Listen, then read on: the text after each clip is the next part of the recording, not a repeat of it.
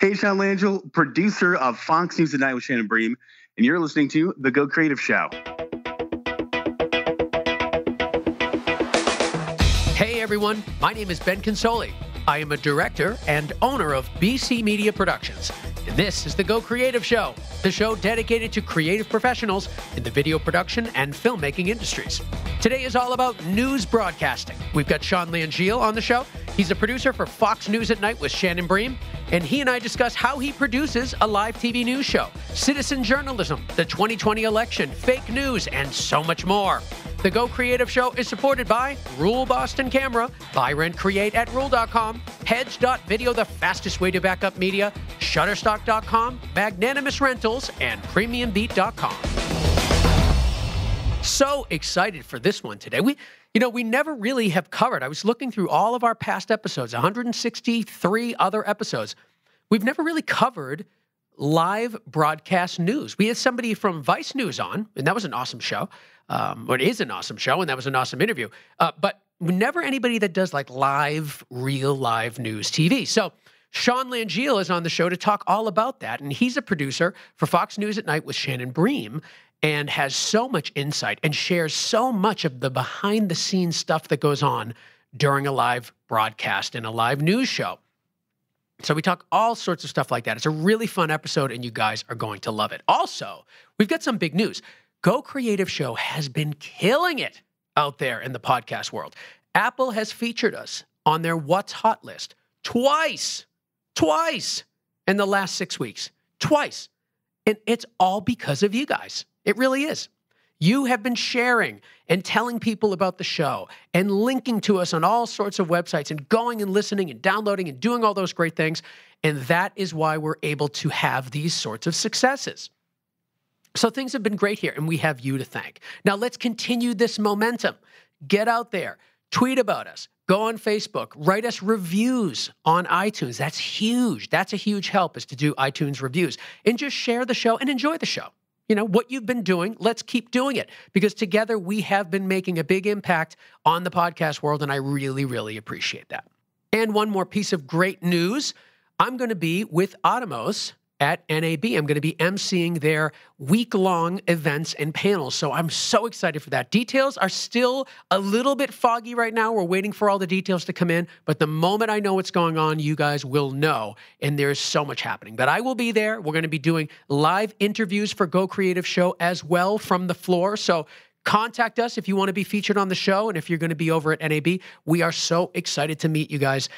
It's been a while since we've been at NAB, and so excited to be back there. So that is coming up. Now, before we get to our interview with Sean, I want to talk about one of our newer sponsors, actually our newest sponsor, Magnanimous Rentals. Magnanimous Rentals. It's a big word.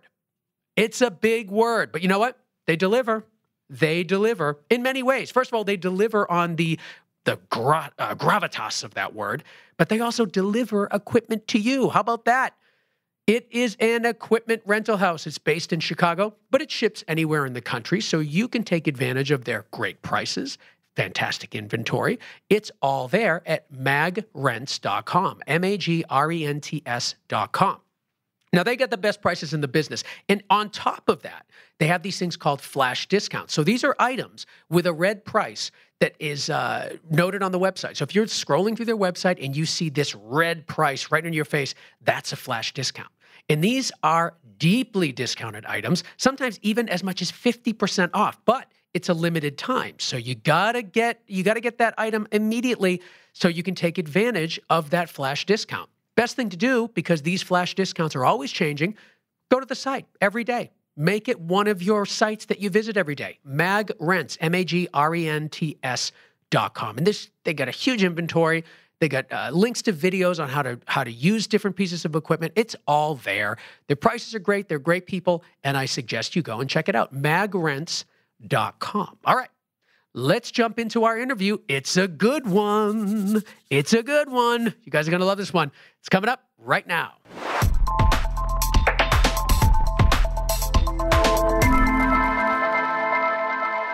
So I'm here with Sean Langille. He's a producer for Fox News at Night with Shannon Bream, and so excited to talk to you because it's an election cycle. There's so much going on in the news, and what better time to have someone like you on the show? So thanks for being here.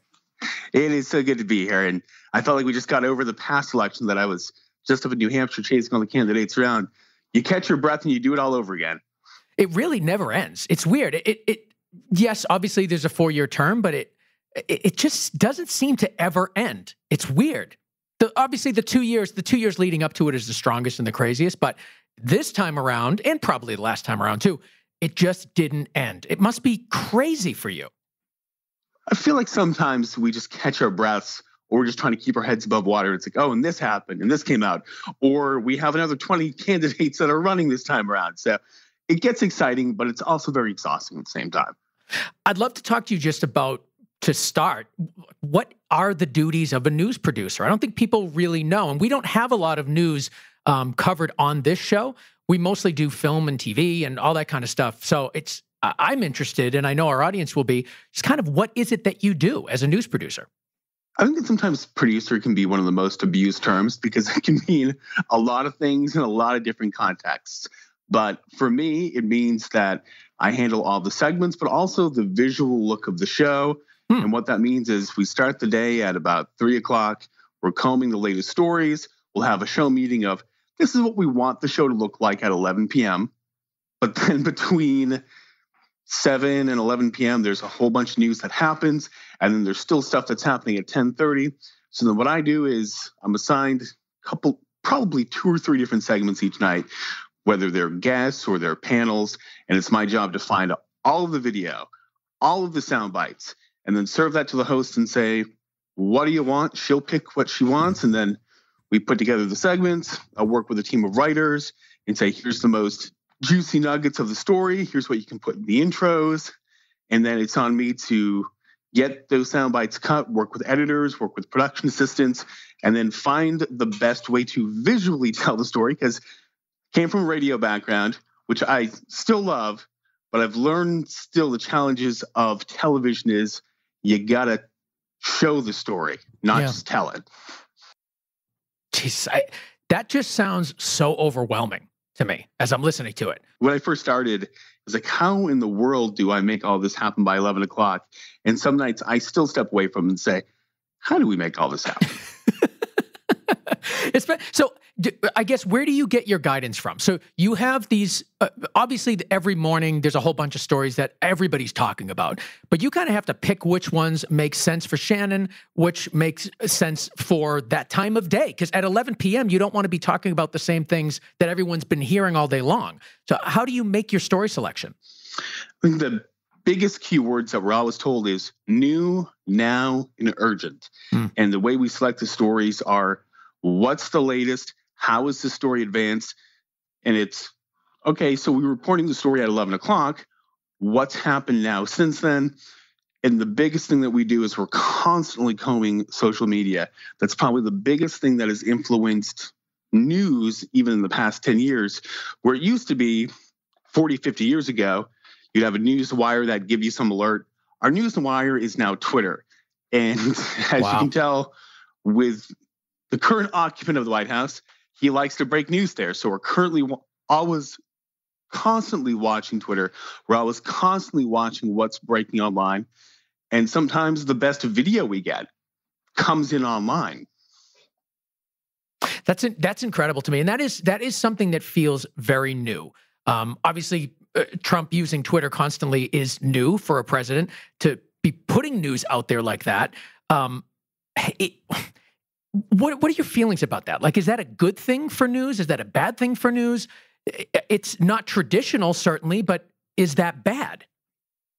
I think it's a give and take sometimes. Is that the best thing is that you have a president that you get their comment, you know what they're thinking, that they're speaking directly to you. Sometimes we've been in situations where you want to get comment from an administration official, or you want to get the thoughts of the president on an issue, and you're emailing back and forth with sources, you're emailing back and forth with the White House and saying, what does the president think about this? And we'll get back to you. In one sense, it's nice that the president's going to put it out there. Yeah. But at the same time, you got to be ready, because there's times when we've been in the middle of the show and it's, and the president's reacting to this. I'll give you a little bit of a peek behind the scenes in our graphics package. We have a template for tweets, and the default setting is to President Trump. Wow. It makes it easy for us, because all we do is we just copy and paste the text, and we can get the tweet on the air in seconds. Yeah, I guess. I mean, I can definitely see the benefit from your point of view, because there's no mincing words. It's a copy and paste. There's no screwing it up. There's no lost in translation. It is exactly what is being said. And maybe that is kind of interesting. I mean, I'm kind of thinking about it from both sides. It's like hearing a comment from the actual horse's mouth can be refreshing. And especially for news, you're getting it immediately, and then you can comment on it right away. So it sort of feeds into this 24-hour news cycle idea, and or reality, not an idea. It's an interesting idea. And it's now setting the tone for just how candidates and how anyone communicates with their constituencies, with their audiences. And in one way, it's nicer because now that standard has been set, whether it's celebrities, whether it's newsmakers. And sometimes news is being hashed out on Twitter between elected officials, whether it's the president.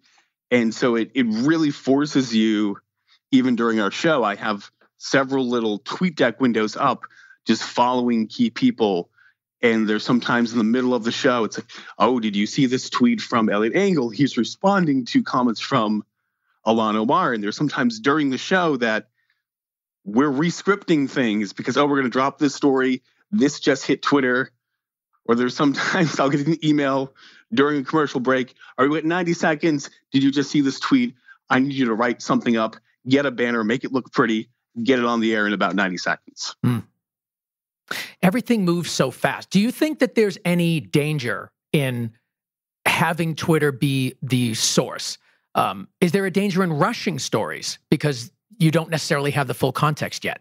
Is that something that you guys worry about, or do you just figure, let's get it out there, it's news right now, and the story will flesh out over time? I think there's a lot of outlets that have been burned by things that they see online, or they jump the gun. Usually our general rule of thumb is we might see something on Twitter, but we always go back to the two-source rule. Do we have two sources that can back this up? Who else is saying this? All right, who is this person on Twitter? Are they verified? Or is it just some crank that's putting out some story? So I think there's a lot of stories, especially I think specifically to the Boston bombing story. Yeah. There were a lot of tweets or a lot of networks that got things wrong. And we always try to balance being first, but being accurate. And I think sometimes we lean more on the side of accurate, where we might hold off on something. And there's more times than not, we've been glad we did, because we've seen other networks that have to walk things back and say, we initially reported this, or think about this. If there's a suspect for a crime and your photo's going out there, but you're not the guy who committed it, that's a serious problem. Yeah. And that's happened more than not.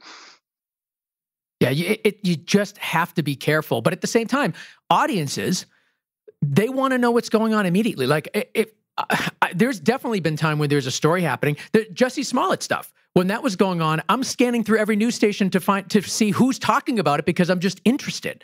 And I just kind of want to, I'm going to land on the station that's talking about it. And I can see the danger in, as a station, when you're thinking about having eyeballs on you, if waiting may be a risk of losing that audience. So it's such a delicate balance. I mean, my God. It is. And sometimes we play the game of, all right, well, the New York Times reported this, or Wall Street Journal is. I always have hated whenever I see a little chyron that says reports or report. My initial thought is, well, why are you going to air with this if this is just a single report? Yeah. And I see that all the time in online journalism, and it is one of my pet peeves, but it's also something I've been in the position of working on the digital side, working in online newspapers, where I've had to do. It's nothing that I'm really the biggest fan of, because my thought is, well, why are you just regurgitating someone else? Make your own calls, do the footwork. initially do it to get something out there, but there's nothing that's also more infuriating when all of a sudden you see the email, oh, we've confirmed the story, but your banner on the air still says Wall Street Journal reports, like, all right, we've confirmed this. You don't need to pin this on someone else now. Yeah. So you were saying that's your pet peeve. What is the language? What was that language again that you said? The language is whenever you see report : such big breaking news story. It is one of my pet peeves, but I know it's one of those things that the media does to cover its own backside. I guess you want to put it on first. You want to be the place people go. You want it to be accurate. There's just a lot to balance. And there's so much competition. I mean, you guys have, cable news has its own series of competition, but then you're competing against just online news outlets. It's just never ending. And I can't imagine what you guys have to go through to keep it interesting, keep it accurate. It's a lot. It is a lot. And sometimes it's parsing through, like you said, what's true, what's not, and then getting things on the air first, or sometimes just making sure you're right on the right mailing list. I remember we were in the middle of a show, 10 minutes left, and somehow got the email first from George H.W. Bush's people that he had passed away. And I'm thinking, all right, it's Friday night. We're ready to get out of here. Nope. Oh, man. That turns into another hour of coverage. And that turns into a situation where I hadn't seen it on all the other networks. I shut out in the control room, hey, got the email, H.W. Bush has passed. And like, do we have, and the first thing is, that was screamed was, do we have this confirmed? Where did you get this from? I said, this is straight from the spokesperson. We were in a break, and then all of a sudden get in the host's ear, and it's, hey, H.W. Bush has passed. But it was a situation that we were prepared for. And every single rundown for the weeks prior, we already had a package to go. We already had all the elements all together. So just moving that up in a rundown, changing the script a little bit, and then our host was ready to go. What's the biggest challenge that you face when producing this nightly news show? I think the biggest challenge sometimes is having the most up-to-date information, but also having the elements to tell the story. Because sometimes you can have a really good, compelling story, but if it's just Shannon reading the stuff on screen, not as compelling. And we always try to avoid that. Every story that we tell has to have a visual element. And sometimes that means getting creative. We did a segment probably a few months ago about names and genders on birth certificates. And I'm thinking to myself, how do we tell this story? We don't have birth certificates, but what we did as a staff is we actually called up our moms and said, hey, can you take photos of our birth certificates? So what we did was we got all the birth certificates of our staff, blurred out all of the essential information, and made a montage of birth certificates and just made them moving stills on the screen to tell the story. So sometimes you got to think a little bit outside of the box sometimes to say, I have no clue how to tell the story, but what do we have at our disposal? I can definitely relate to that. B-roll is always the biggest pain in the ass to acquire with really anything, because just the type of work that we're doing, the non-commercial work, you're doing, some video for a school or a hospital or something like that, and it's a whole bunch of interviews, but you don't have any B-roll. And it can drive you crazy because there's nothing more boring than just a talking head for the whole time. And then you have to deal with all the stuff of, well, if I use a hospital, I can't show patients. If I'm dealing with a school, I can't show the face of children. And I think there's so many little legal issues that people don't think about when it comes to filming. And it is always a scary time of year when the lawyers sit us down and say, all right, here's the things we've seen on your show that you really can't do. I can imagine that's not a meeting you want. Next week. and I'm waiting of, well, here's what you can do, here's what you can't do. And it's always such a rough legal issue sometimes, of especially when you're out in public or when we're covering very sensitive situations in Venezuela and there's children, or we're showing footage of the border and there's children. And it's always the line of, well, you got to blur every face, and then you're trying to get something on the air, and then you have to tell an editor, can you get these faces blurred in maybe 15 minutes? Turn this around real quick. So it's a love-hate with the editors sometimes. You're putting so many demands on them. I'm like, and I need this blurred, and can't use this shot. Do you guys ever like go to stock footage sites or anything like that for, obviously not stuff directly related to the news, but something like the birth certificate thing, where it can be just random footage that helps support the story? Do you usually do that? I don't know what partnerships we have with any stock footage sites. We rarely try to do that. Our general rule of thumb is if it kind of looks like wallpaper, we don't want to put the video up. Yeah. If it's okay, yes, we're talking about elections or people voting. Rarely do we want to just show footage of people at the polls. Now, conversely, sometimes when we do news packages, you have just a reporter track and you got to cover every single minute of that. That's where you might use that. And I think more so in the reporter packages is where we might use some of that stock footage. But if it's just something where the reporter's talking or the host is talking, we're not just going to put up, oh, we're talking about voting, so let's just show random people at the polls. It's not that visually engaging. No, that makes sense. Now, in thinking about what is going to flesh out a story, what's going to make a story more interesting, we have our B-roll. Talk to me a little bit about how you produce I don't know the right terminology for it, so forgive me for it. But generally, you'll hear a story being presented, and then you cut to like a panel of people to kind of present all sides of the story. Talk to me about the way you kind of put those stories together, where you're telling it, then you're offering the commentary, to fill 10 minutes or so. So what we always ask every guest to give us is a set of talking points so we know where they're coming from, what they're roughly going to say. But it's my job to look at that and say, all right, here's an opposing soundbite, and I'm looking at every single one of those talking points, and I'm thinking, what's the soundbite that's going to set this person off? And trying to find that good contrarian soundbite. And part of what we have during the day before I get in is we have a team of people that cover different events, and they're giving a rough log of, all right, there was this presser on Capitol Hill, House Speaker Nancy Pelosi said this, so I can look through kind of a rough text of what's been said during the day. Yeah. And then I can pull the soundbite from that, or there's a bunch of emails that fly around that say, oh, this congressperson said this, and we have always treasure troves of good sound from one congressman, or one senator, I should say, out of Louisiana. His name is escaping me right now. It's on the tip of my tongue. Well, the junior senator from Louisiana who always has, whenever we see an email from him, we know that he's going to have some good soundbite.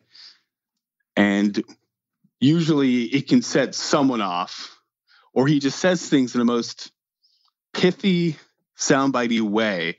They were always looking up sounds from Senator John Kennedy of Louisiana. So there he is. You got to talk through these things sometimes. I know. Talk and Google at the same time. I did it without the Google. Look at you. You got it all up in your head. I need the assistance of a machine.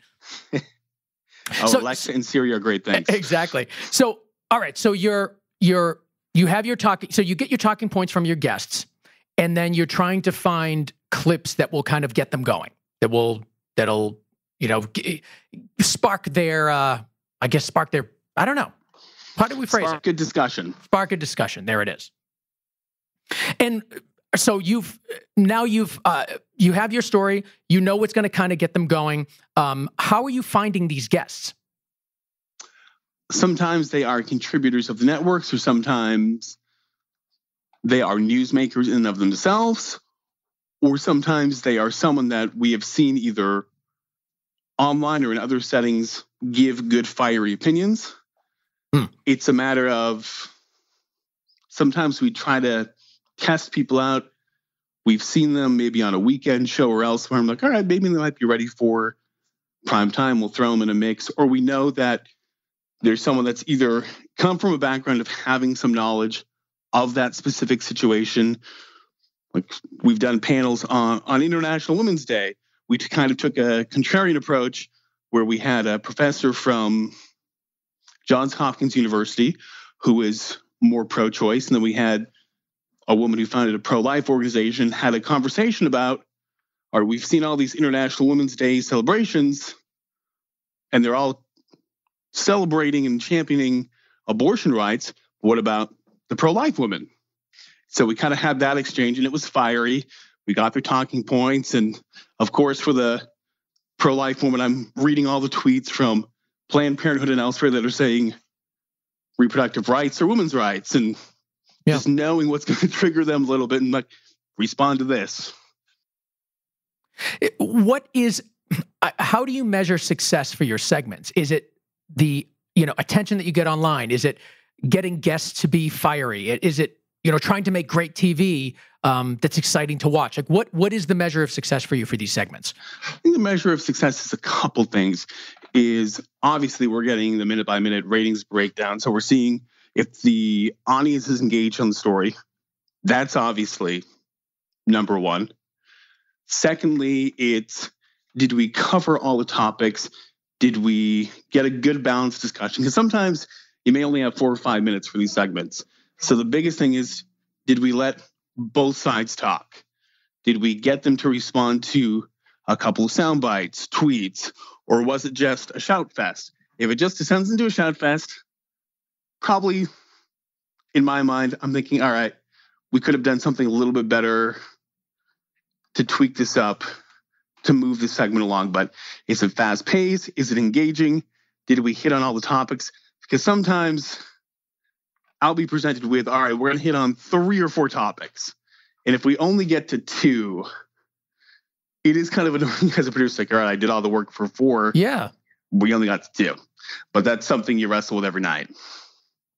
So for you, it's that combination of just having an engaging conversation, having, the stats, knowing that your audience is loving it, paying attention to it. You do want a little fire. You want a little excitement. And also just trying to get as many of the topics that you've worked on the air. Absolutely. And it's seeing sometimes the online response to it. That it's one thing if people are tweeting about it, that if they're taking the effort to pick up their phone and put in 70, 150, 200 characters on something of, this guest needs to get off the air, I can't believe you put them on. The eyeballs are on it. And even if they don't like what's on the air, still, you've gotten your reaction out of them.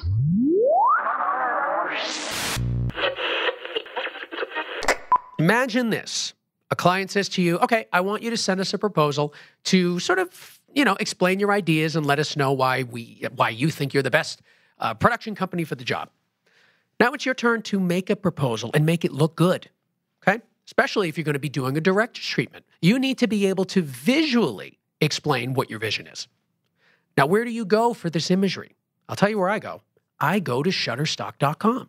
I do.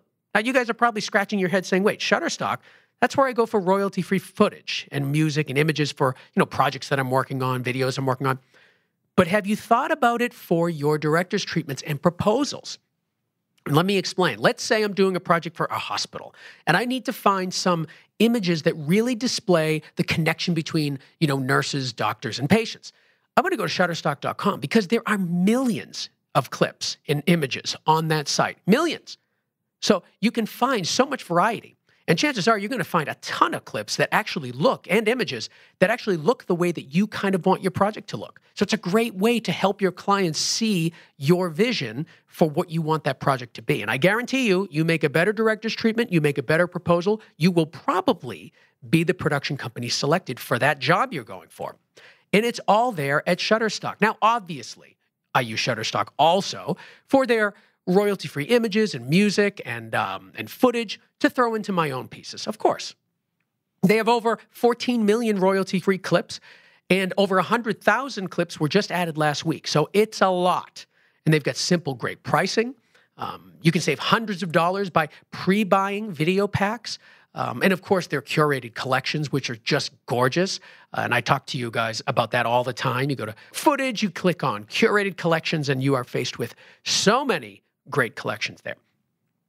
So I'm just giving you an example. There are tons of reasons to go to Shutterstock.com. And one of my primary reasons are to make these proposals. So, hey, I think you should do the same. Check it out, Shutterstock.com.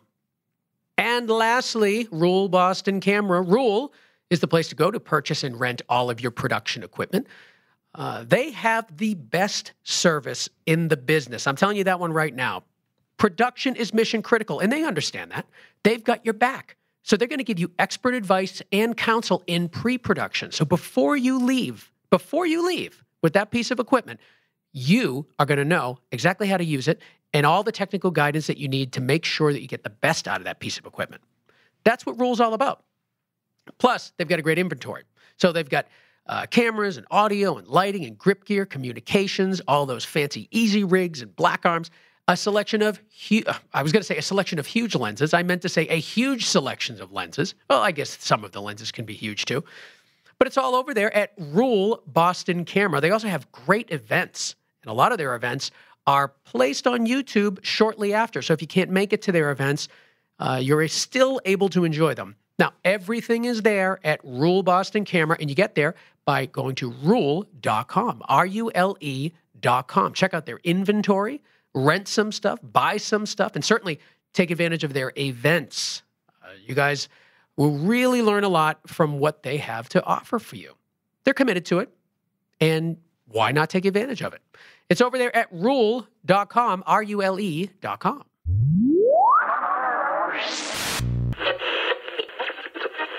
I want to talk about this idea of the polarization of news, what news can do to the people that are watching it.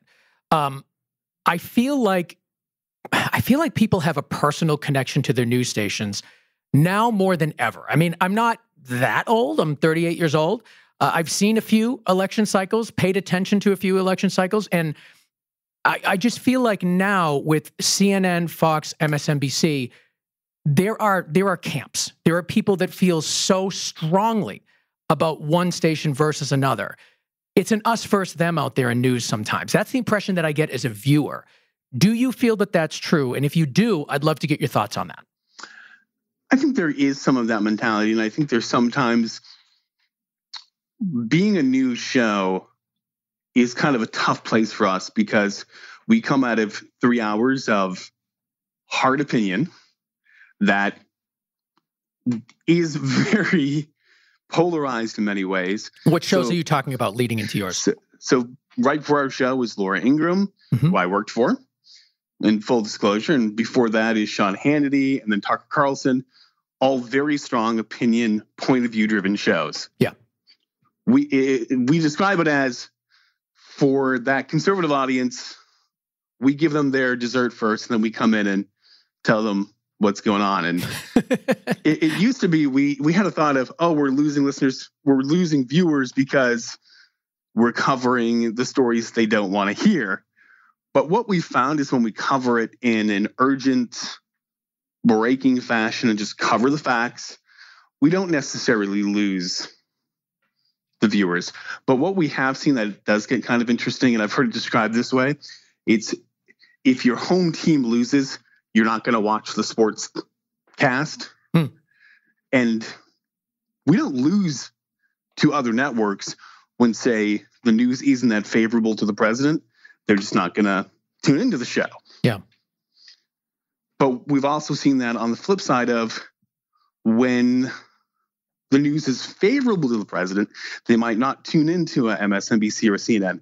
But that's not to say that we're cheerleading the president, but we just know how the audience makeup for these networks looks. And it's a very interesting dynamic that I've seen is if the president's having a good week, the ratings of MSNBC go down. They're not coming to us. They're just not tuning in. That's interesting.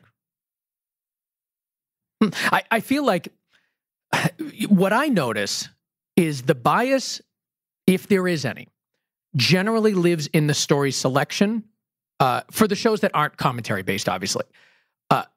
Because you'll go to one station and they're talking about, they're talking about something that's unfavorable to the president. You can go to another station and they're talking about what's favorable to the president. Both may be current real news stories, but it's in the story selection where the bias can be felt. Do you feel that that's true? Or is that just something that I'm observing and isn't right? I can sit at my desk some nights and what I have is an in-house feed of kind of a quad box, and it shows me what every network is on. So it's usually Fox, CNN, MSNBC, and one other. usually our Fox Business Network. And sometimes I've commented to others, it feels like it's an alternate universe, sometimes seeing what's driving different networks. And you're right about the story selection sometimes. I can think back to the night of the Parkland shooting. We were one of the first networks that went wall to wall with it. But then when the conversation switched to gun control, then that was something that the other networks went very heavy on. But when the tragedy first happened and we were starting to get all the facts, it wasn't something that all the networks were going wall to wall on. So there is definitely sometimes playing to the audience and sometimes playing a little bit too much. And we've wrestled with that as a show of, all right, what are the stories that are going to be favorable to the audience? But what we've really settled on is we're a news show. We're going to cover what's new, breaking, and urgent. Like just last night, there was a story that crossed the New York Times of the Trump organization being investigated by the New York Attorney General's office. It was something that hit probably right at 11:04. During the show, I sent it to my EP, and then the creative way we did it was we put up some VO. I think we were talking about Nancy Pelosi and impeachment at the time. Took that full, told the host, go read your email. So you're not seeing her look away on camera. Wow. She's reading the New York Times story, and they're like, get into a question about this. So that way we're getting reaction. We're new, we're urgent now. And that just happened during the show. And then the second thing that I'm told while that's up there, get a nice little banner going, get the graphics going, get whatever you can in there in all of like 15, 20 seconds. My God, the adjustments that need to be made on the fly it's just so incredible to me. And don't spell it wrong and don't make a mistake. So, well, the spelling would be my problem. So thankfully you don't have me doing your graphics packages because I can't spell for shit. What I always do is I have to put it into Word first and then I copy it in. That's what I've learned to do.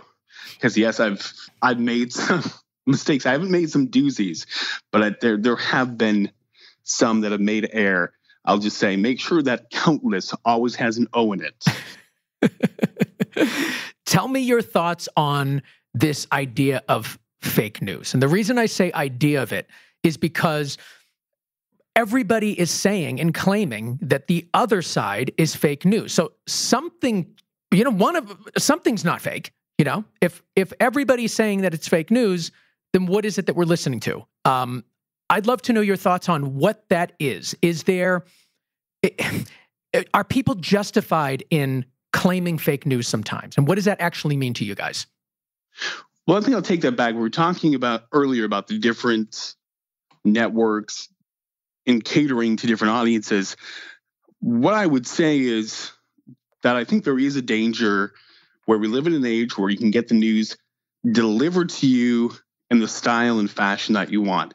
And it's not just cable news, it's a million and one online outlets that are going to frame stories the way you want to hear it. And I think I hesitate to say there is a legitimate fake news, but looking at a story that you disagree with or triggers you, that's not fake news. And I think there is a clear delineation between something that is demonstrably false versus something you just don't like. And I think more often than not, it's the stuff that people don't like that they're calling fake news. Now, on the other hand, I think there has been some sloppy journalism where you get anonymous sources. Like we had heard 2 weeks ago, some of the major networks, I'm not going to name names, saying, oh, the Mueller report's going to drop this week. Oh, it's going to come out. And then you get a statement from the DOJ that says, not happening. So you wonder sometimes there are sources that kind of screw with you and say, that want to push their own message. And this is, again, the first but accurate sort of thing that you want to make sure, okay, we're hearing this, but where else are we hearing it from? And sometimes it's nice to drive the ratings and be like, oh, yeah, we're going to get the Mueller report this week. But you also have to have a fidelity to your audience and know that if that doesn't happen and you keep teasing stuff like that, you're going to lose your audience. I have to say, I wasn't familiar with Shannon Bream until, we talked about having you on the show. And since then, I've watched a bunch of episodes over the past week and just little segments online and stuff. I think the show is really well produced. I really do. You guys cram a lot of content into your time. It doesn't feel like commentary. Shannon is a great host, and I think you guys do a good job on there. Well, that's very great to hear, because there's a lot of nights we're cutting stories from the show. So we do try to cram a lot in there. It's a very fast-paced hour if you've watched us. But it's also a brand new show. We launched this just over a year and a half ago. And it was one of those situations where it was me and probably at the time only 5 other people, some of them freelance. And we launched the show from the ground up, which was very exciting, but also very scary. I remember the line producer who started at the time. She came up downstairs from the roof and I was like, everything okay? She's like, no, I've just been crying upstairs. I don't know how all this is going to make air. And then after the show, it's like, well, were your fears realistic? She's like, a lot of them, but it happened. It's been a process of just learning what works and sometimes taking risks and making mistakes. But we've gotten to a point where we're a year into it, and what is the most satisfying thing is we're going head to head with someone like Brian Williams, who everyone knows who he is. Like you said, not everyone knows who Shannon is. Yeah. But to be able to beat him and last year boast that we were that #1 show in the demographic, beating people like Brian Williams says we're doing something right. Oh, that's incredible. Yeah, it really does. I want to talk about citizen journalism. First of all, what is it? And I'd like to kind of talk about how people can potentially get into this. I think everyone now that has a cell phone has the potential to be a citizen journalist. There's constantly news happening all around you. And if you happen to witness something, take out your cell phone, get the video, put it online, you're now a journalist. Now, there's a lot of garbage out there, but there's also a lot of legitimate news. And sometimes the best stuff that we find for our show is Joe Blow happened to see this protest of Ted Cruz getting kicked out of a restaurant, getting shouted down. He was just having dinner, but had his phone on him, filmed it, put it on Twitter. You're now a citizen journalist, and now every news network in the country wants your footage. Or even more interestingly enough, sometimes actual journalists that go on vacation. I had a friend of mine who was down in Puerto Rico and stumbled upon this big Democratic fundraiser that was going on down there while they were all talking about the government shutdown.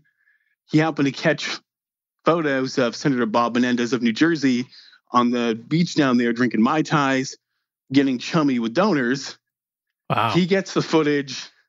It goes viral, or just one simple photo. And so that's the thing is I've been in situations too where whether it was protests during the inauguration or this guy inflated a giant chicken in front of the White House demanding the president's tax returns, I go talk to him for 30 seconds, put it out on my Twitter, gets 10,000 retweets, and all of a sudden I'm seeing the video show up in the Boston Globe. God. Do you lean on citizen journalism quite a bit for your show?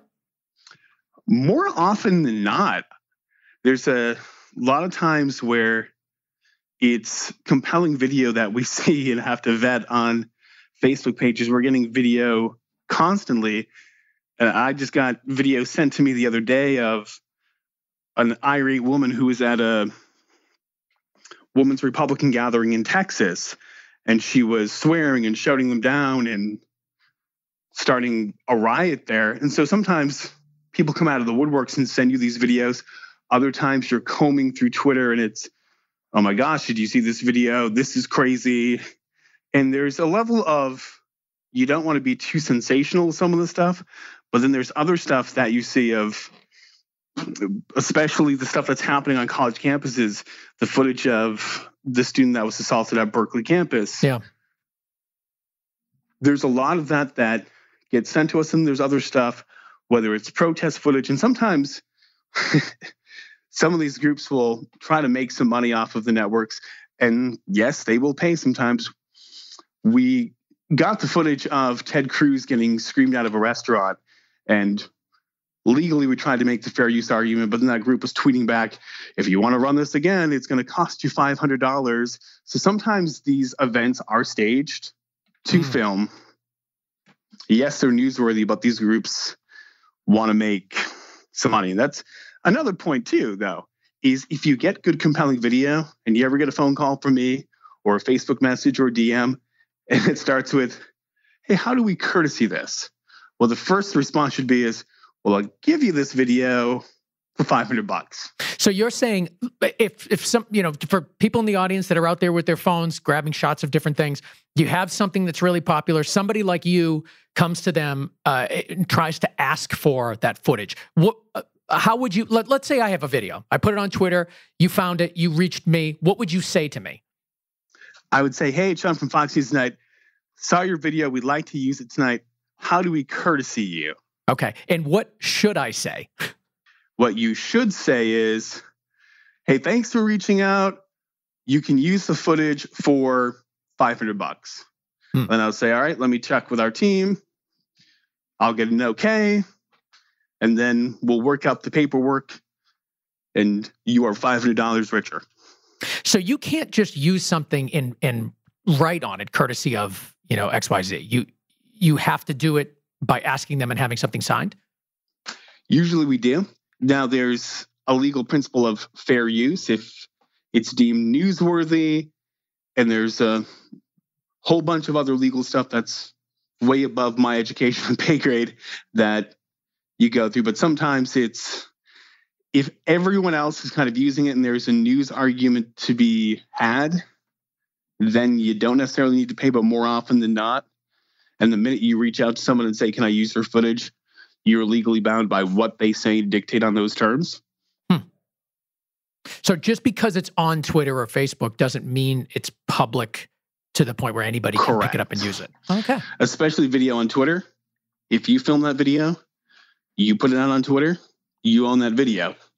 What is probably the biggest frustration is working down a rabbit hole. If you see a video online, and then you reach out to someone, oh, I didn't film this. You actually have to find and get permission from the person that actually filmed that video. So it doesn't matter who posts it, it's who filmed it. Right. Well, what do you think are some of the benefits of citizen journalism? We talked about some of the downsides, the fact that you have to find out who it is, it may not be accurate, it could be staged. What are some of the benefits? I think, like I said, the new, now, urgent, because sometimes we can have crews out there, we can have our people dispatched, but it's sometimes there's a train crash or there's something really dramatic that happens new and now. What we're combing through, and there's actually companies that will reach out to people, pay them, that the networks paid. There's one that I think of right off the top of my head, Storeful, that if you ever get something viral, you can sell it to them, and then they'll sell the license to networks. So we'll immediately check a website called Storeful, whether it's a car crash or something, or we're trying to find out. What's it called? Storeful. Story, F-U-L. Story, F-U-L. That will immediately check there and see, all right, what has been uploaded? What can we get the rights to right away? And that's really important for, say, whether it's a car crash or even in California where there were protests over Stephon Clark. So most of the footage we used was people that just had their cell phones out. And it is always that question of, oh, these are kind of shaky shots. But there's something about, if you think back to even the film The Blair Witch Project, why did it draw you in? Because it was kind of that shaky, organic shot that captivated people. And there is something to be said of just that organic experience of they took out their phone, this is what they captured. And more of the news that we share or we get footage of that's really compelling It's just somebody that took out their cell phone, captured the video. It does kind of democratize the news. It empowers people to tell stories that are going on, and there is something compelling about that. In that way, you can't say that, oh, well, the network was biased because they just showed this. We took it from someone that was right there. So in some way, it does take out that element of, oh, they're pushing some sort of agenda when you just use footage of someone who was there. And especially when you talk about stories that are going on in high schools or college campuses, or you're riding on the subway someday and you see something crazy, you take out your phone, there you go.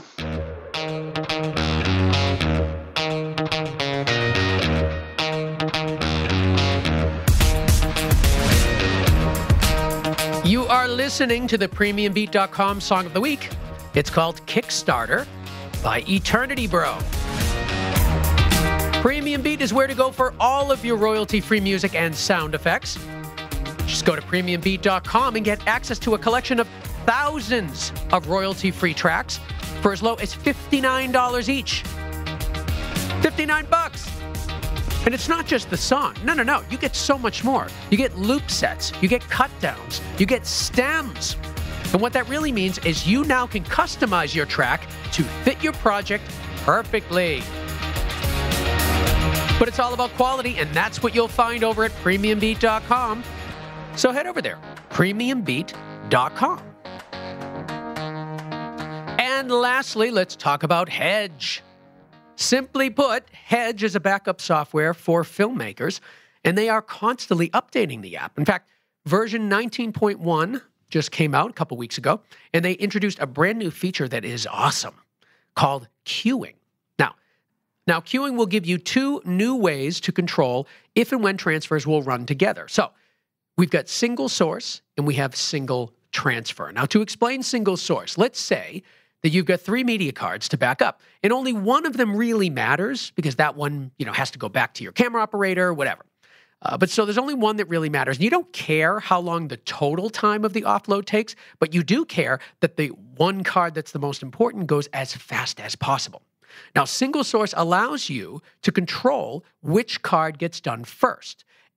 So the first one in is the first one out, and that is really important. Now, that's just one of so many great features that Hedge has to offer for you guys. So best thing to do is go over to hedge.video/go creative show and see what they have to offer. I feel so strongly that this app is going to be perfect for you because we all kind of do similar work. You guys out there listening to us and me here at BC Media Productions, we do similar work. We always have media that we need backed up. And I am a huge fan of Hedge and use them on every set in my office oftentimes as well because I like the ability to have multiple sources being sent to multiple destinations. I also want things to be done quickly, and that's what Hedge is going to do. And really, aside from speed, I want it to be done accurately. Before Hedge, I was just dragging and dropping things in my Finder, and it was a big mess, and it had no rhyme or reason to it. All of that is done because now I'm using Hedge, and everything is streamlined. So it's faster than the Finder, and it just organizes all of your inputs and all of your outputs. So all of your sources and all of your destinations. Let's get the terminology right, Ben. And that's really important for me. And I know it's important for you because we all kind of do the same thing, right? We're all in this together, and Hedge is there to help. Now, you can get a 20% off discount for the full license over at hedge.video/Go Creative Show. And in the coupon code area, type in Go Creative Show. Simple. And get 20% off. How about that? But you got to start at the website, and that's at hedge.video. Learn about the program. I know you're going to fall in love with it. Learn about it, buy it, use it, and tell us how much you love it. We appreciate that too. It's all there at hedge.video/Go Creative Show.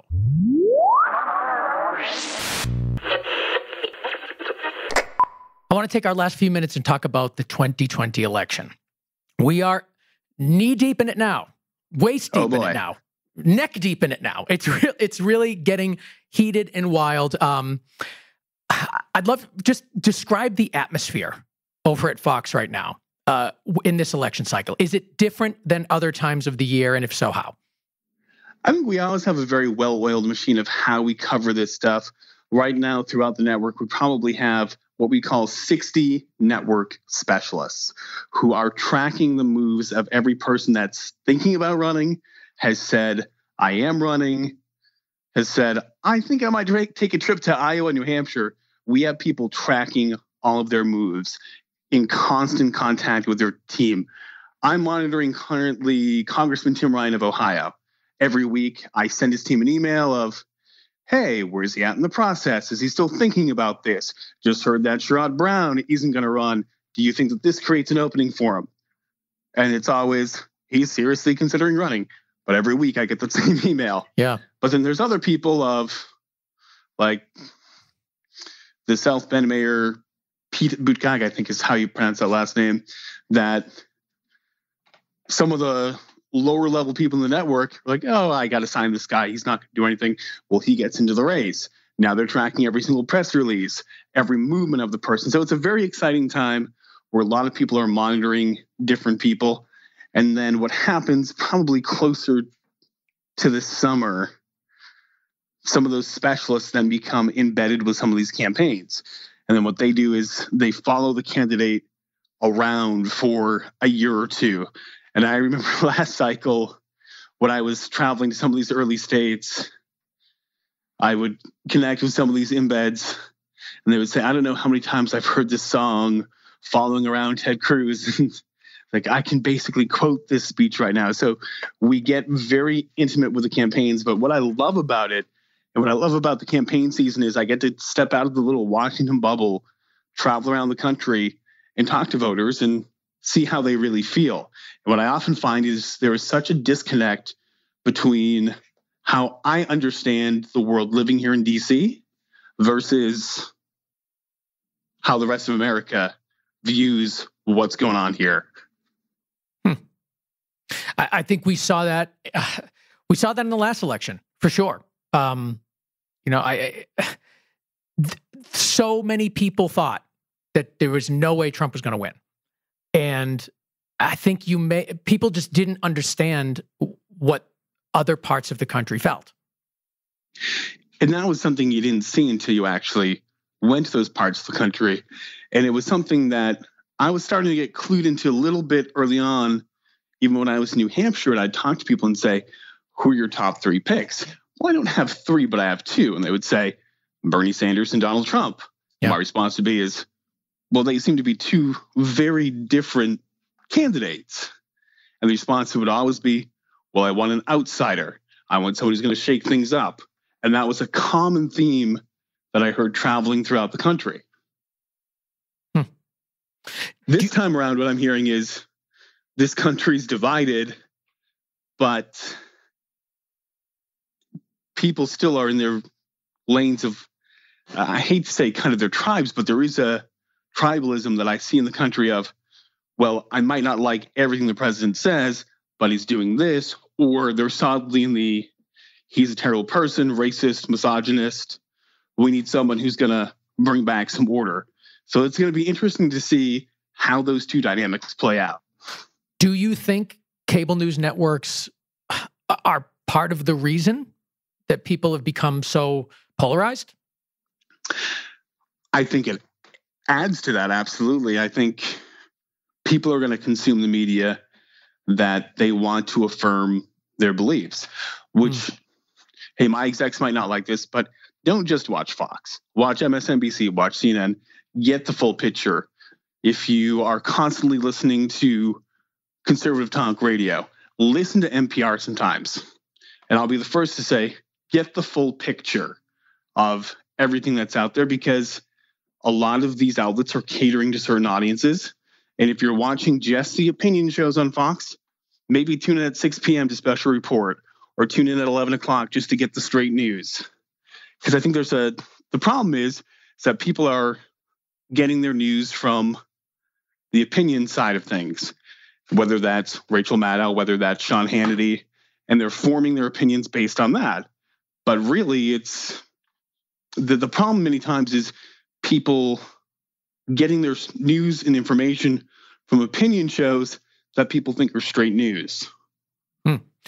how do you tell the difference? Like, what if you were to advise, if you were asked to go speak at a college or a high school and talk about how to decipher news in this modern era, how do people know whether it's opinion or real news?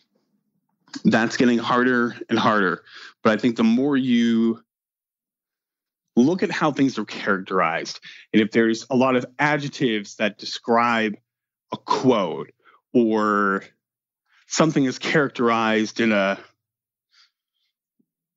over-the-top sort of way, then you can, and it gets hard because even in real reporting, you'll read in Wall Street Journal, New York Times, how they'll characterize things, and there is a lace of a opinion in there, and it does get hard. And I think the best thing to do, and I hate saying it because it requires more work, but read one story from the New York Times, read it in the Wall Street Journal, read it in the Washington Post, read it in about 3 or 4 different places, and find the common denominators of the story.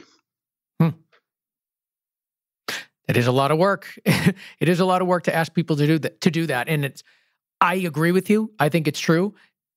It's discouraging for me because I don't think people are going to do that. So you sort of are left with the impression that you get from the choice you make. And that is discouraging to me. It is. And that's why I say, even if you're just reading one story, still do what you can to try and consume media from a variety of different outlets. If I could recommend one app that I love, it's called Smart News.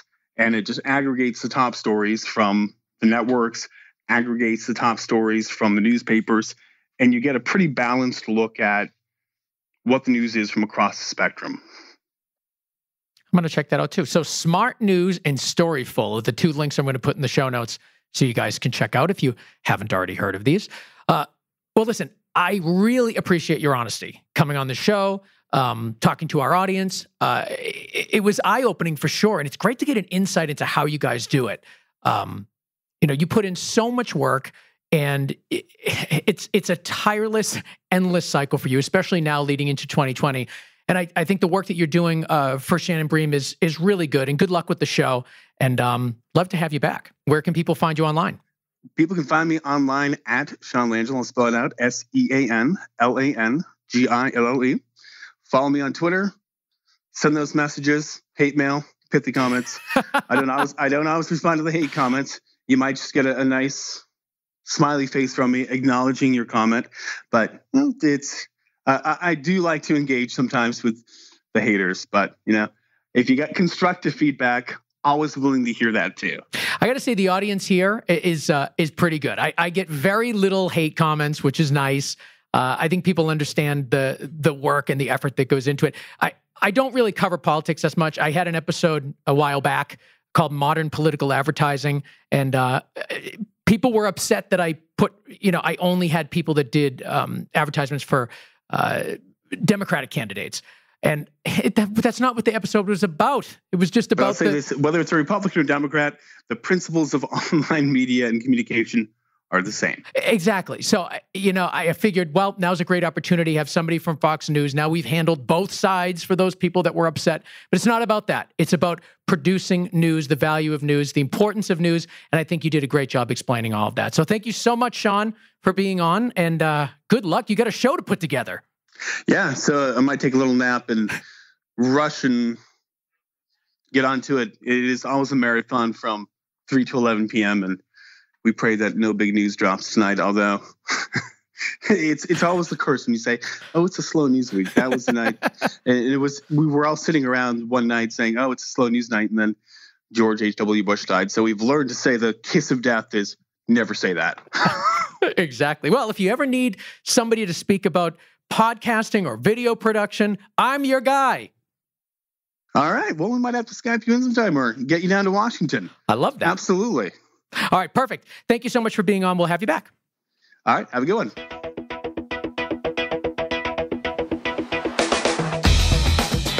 There he goes. Sean Langille, producer for Fox News at Night with Shannon Bream.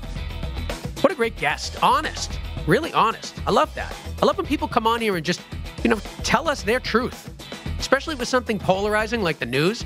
A lot of people kind of get like swirly and weird and don't want to say things. He was just like, hey, this is what it is. And I love that. Plus, I learned a lot, and I know you guys did too. All right, it's time for me to stop yapping, so let's get right to it. I want to thank Matt Russell from Gain Structure Sound for mixing and mastering and making the show sound so good. You know what? He can make your stuff sound good too. All you got to do is reach out to him, and you can do that at gainstructure.com, gainstructure.com, and on Twitter at gainstructure. And you can also tweet us at Go Creative Show. Let us know what you think of the show. Let us know if you have any guest suggestions. We love that. We want to interact with you guys. And of course, our sponsors, Hedge.video, Rule Boston Camera, Magnanimous Rentals, Shutterstock.com, and PremiumBeat.com. Without these people, we don't exist. So support those that support us.